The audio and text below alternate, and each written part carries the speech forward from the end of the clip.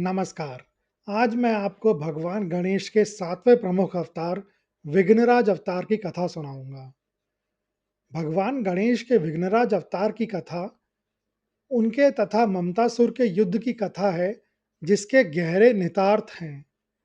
यह अहंकार, मोह और स्वार्थ रूपी उन आंतरिक दोषों पर विजय की गाथा है, जो हमारे जीवन की सबसे बड़ी बाधाएं हैं। यह अवतार हमें सिखाता है कि विघ्नों का असली स्रोत बाहरी नहीं, बल्कि हमारे अपने भीतर है। यह कथा उस समय की है जब ब्रह्मांड में धर्म और अधर्म के बीच संतुलन बना हुआ था और देवों के राजा इंद्र अपने स्वर्ग का शासन करते थे। ममतासुर की उत्पत्ति के बारे में दो कथाएं प्रचलित हैं। प्रथम कथा के अनुसार दैत्य कुल के महान शिल्पकार और वास्तुशिल्पी मायसुर का अहंकार अपनी चरम सीमा पर था। वह देवताओं से अपनी श्रेष्ठता सिद्ध करना चाहता था। मायसुर ने अपनी शक्ति बढ़ाने के लिए कई वर्षों तक कठोर तपस्या की। एक दिन उसके तप और घमंड के मिश्रण से उसके शरीर से पसीने की एक बूंद गिरी। उस बूंद से एक तेजस्वी किंतु क्रूर बालक का जन्म हुआ।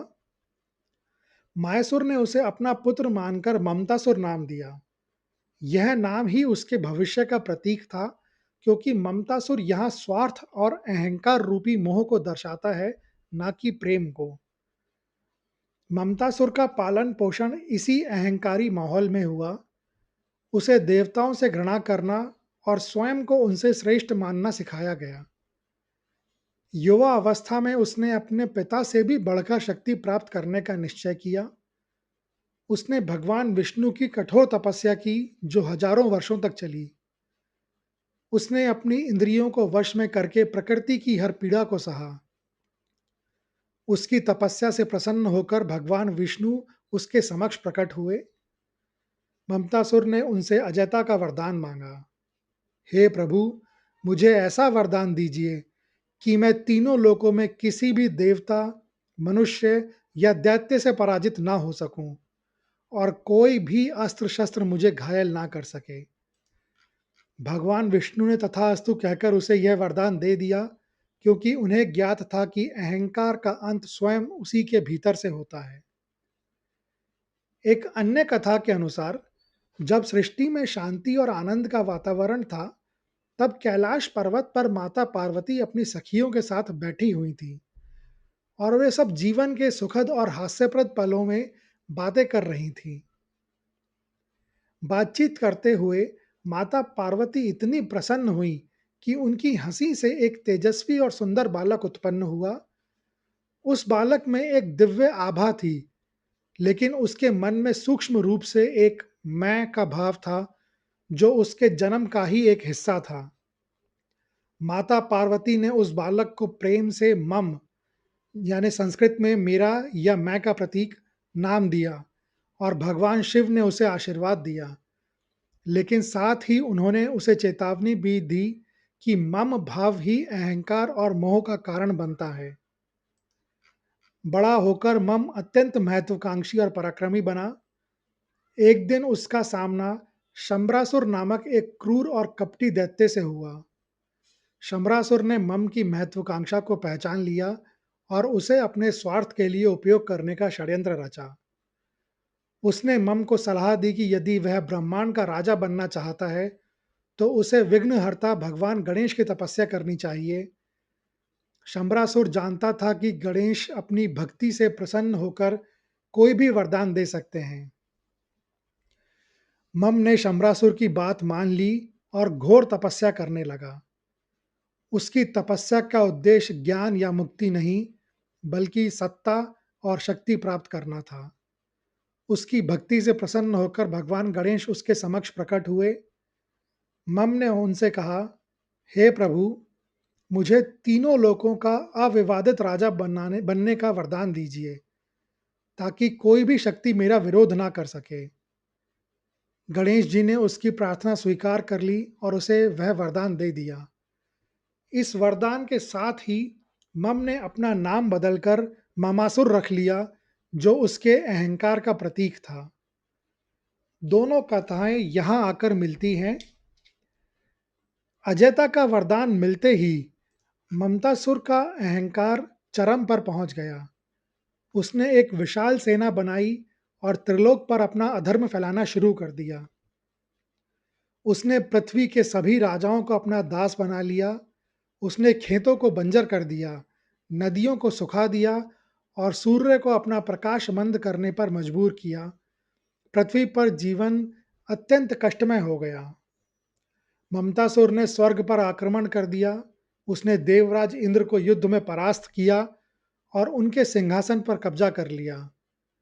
उसने देवताओं को अपने दरबार में नर्तक और संगीतकार बनने के लिए मजबूर कर दिया।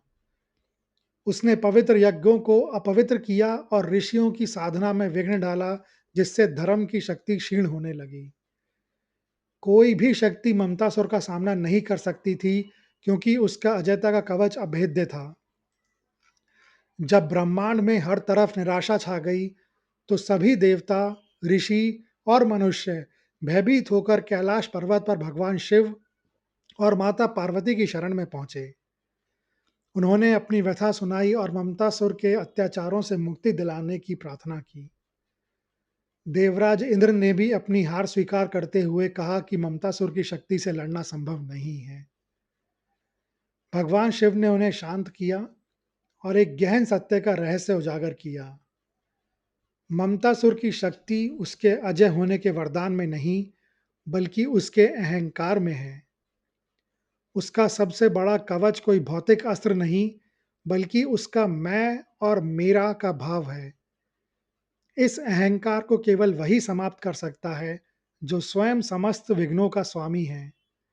विघ्नराज गणेश ही समस्या का समाधान है। शिव के मार्गदर्शन पर सभी ने गणेश जी की आराधना की। उनकी प्रार्थना से प्रसन्न होकर गणेश जी ने एक अद्वितीय रूप धारण किया। गणेश जी का यह स्वरूप विघ्नराज कहलाया, जो ज्ञान, शक्ति और विवेक का प्रत्यक्ष प्रतीक था। उनका वर्ण सिंदूरी था, जो ऊर्जा और करुणा का प्रतीक है। उनका वाहन एक विशाल और शक्तिशाली नाग था, जो कुंडलिनी शक्ति, समय और मृत्यु पर उनके पूर्ण नियंत्रण को दर्शाता था। उनके चार हाथ उनके सार्वभौमिक स्वरूप को दर्शाते थे। उनके हाथ में पाश था, जो अहंकार को बांधने का प्रतीक है। दूसरे हाथ में अंकुश था, जो विवेक से मन को नियंत्रित करने का प्रतीक है। तीसरे हाथ में त्रिशूल था, जो तीनों प्रकार के दुखों, दैहिक, दैविक और भौतिक को नष्ट करने की शक्ति का प्रतीक है। और चौथे हाथ में कमल था, जो संसार के कीचड़ में रहकर भी शुद्ध और अनासक्त रहने का प्रतीक है। विघ्नराज का यह स्वरूप यह दर्शाता था कि केवल एक दैत्य से लड़ने नहीं आए, बल्कि एक आध्यात्मिक युद्ध लड़ने आए थे। विघ्नराज ने ममतासुर को युद्ध के लिए ललकारा। दोनों के बीच एक भीषण युद्ध हुआ, जिसने तीनों लोगों को हिला दिया। ममतासुर अपनी अजय शक्ति से युद्ध कर रहा था, लेकिन वह विघ्नराज को घायल नहीं कर सका। विघ्नराज ने उसकी सभी अस्त्रों को विफल कर दिया।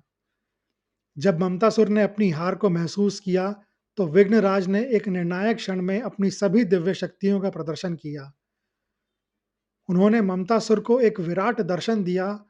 ममतासुर ने देखा कि विघ्नराज के भीतर ही पूरा ब्रह्मांड समाया हुआ है। उसमें सभी देवता, ऋषि, ग्रह, नक्षत्र और स्वयं ममतासुर भी एक नगण्य कण के रूप में मौजूद था।